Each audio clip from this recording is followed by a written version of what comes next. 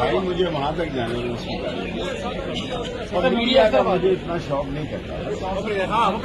जाने दे यार, एक बंदे को जाने दे, पूछ ले अपने आप से किधर है वो एसपी साहब, किधर है साहब को जाने दे यार, सबका किधर है एसपी साहब, किधर है?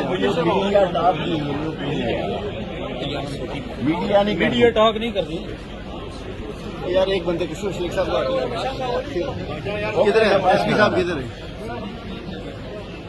अंदर रश किसकी है? एक मुलजिम है बेचारा, रश किसकी? शेख साहब, आपको क्या अपना वक्त याद आ रहा है जब आपके साथ नाइंसाफी की गई थी?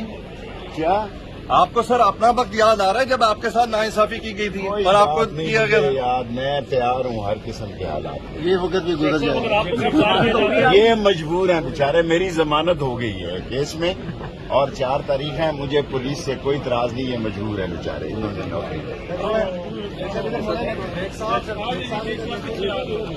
टॉक कर लेंगे शेख साहब अभी।